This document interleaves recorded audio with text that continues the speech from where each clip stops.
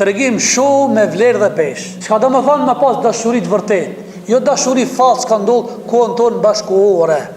Që kjo ka ndodhur në kohën tonë bashkëkohore, ama shumica dominuese në kohën tonë dashurit janë falsë, kamuflazh. E mashton djali vajzën me lloj prapavije. I shfaqet se unë kam pasuri, se unë i posedoj këto madhre, i kam këto dyqana, unë për ty jap shpirtin, unë për ty jam përkushtu, unë nuk marr partner tjetër jetës time, derisa e grabit, pasi që e merr nën kërthezat e veta, e shfrytëzon me ato kënaqësitë e kësaj dunjas që janë të përkohshëm, pastaj braktis.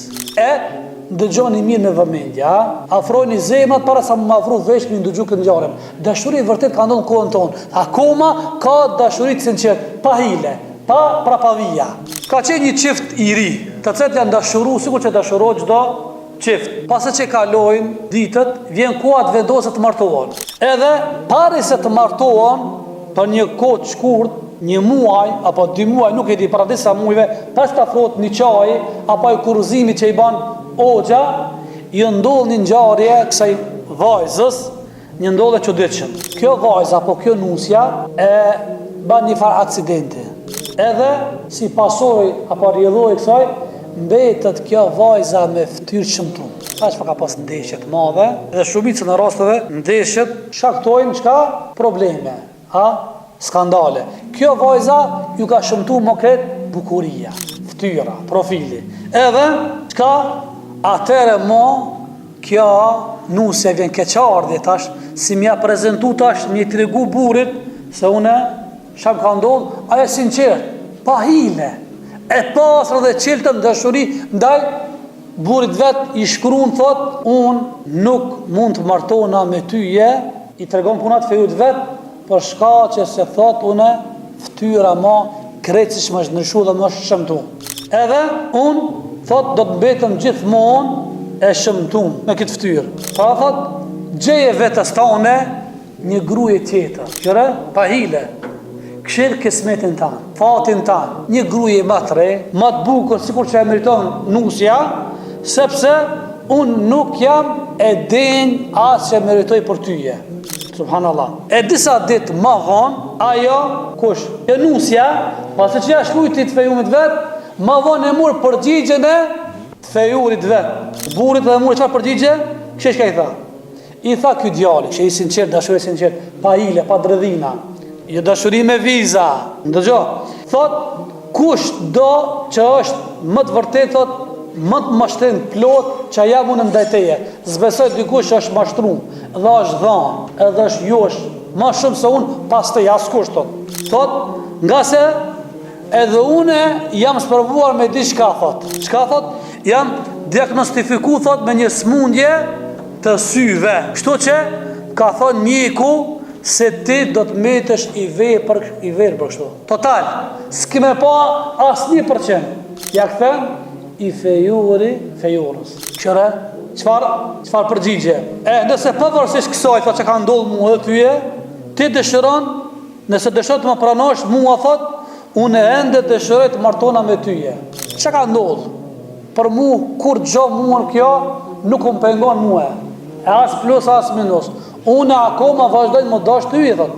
Edhe me dhe shumë sinqerisht pas teje, ti thot, a e pranon këtë ofertë. Ata dy u martun, edhe kanë qenë një jetë lumtur, të gatë. Edhe ky i fejuari, me të vërtet, ishte totalisht i verbë. Ky djalë hiç ka pa. Ka jetu me këtë jetë, të rahatshëm, komode, të lumtur, 20 vite, 20 vite të plota. Ajo, kjo femna, ishte e shoqëruar, çka?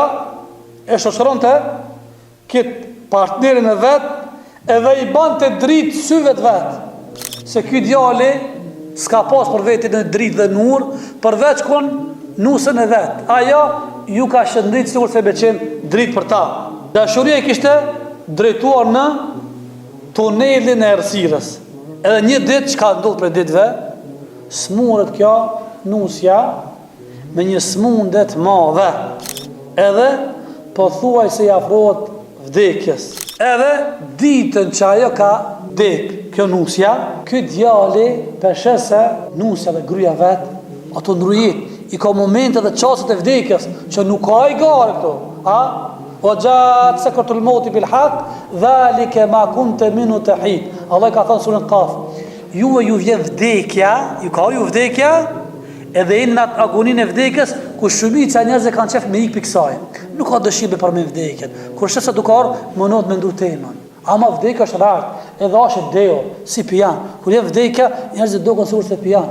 E kur i vjen ato çastet, momentet, ky djale më bindet se gruaja duke ndrujet, duke shkuar në botën tjetër, i hap syt, i çel syt, edhe i habit kërret ato që janë përreth, edhe kanë gruajen e vet. Thot, oj fisnika ime, unë nuk kam qenë i vepër asnjë ditë, thot unë. Pasha Zotit thot, asnjë ditë thot, po kam qenë i mërzitur dhe pikëlluar, me dalun e me sytë e mi të shëndosh, dhe sa ftyra jo të shëmtume, e ty të kishtar turp dhe mërzi piklim dhe i meje, shkaku kësoj thot, unë e jam shtirë dhe në këto qasta e momente, kinë si jam i verdo.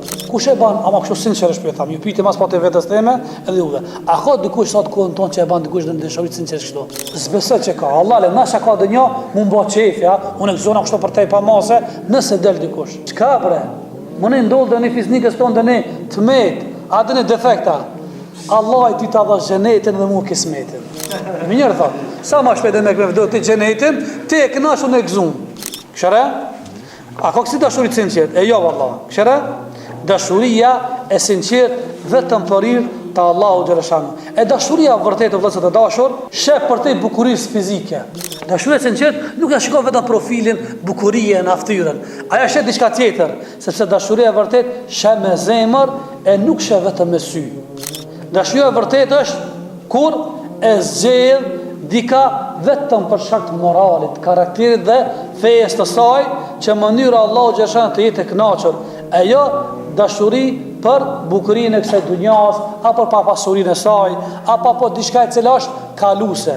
Andaj pejgamberi alayhis salam na kujton shpesh me porositë dhe udhëzimet e veta, duke na bën me dije, më na vendos këto porositë mes dy syve të ballit, se kur ta zgjedhës nusën, çfarë nuse me zgjedh.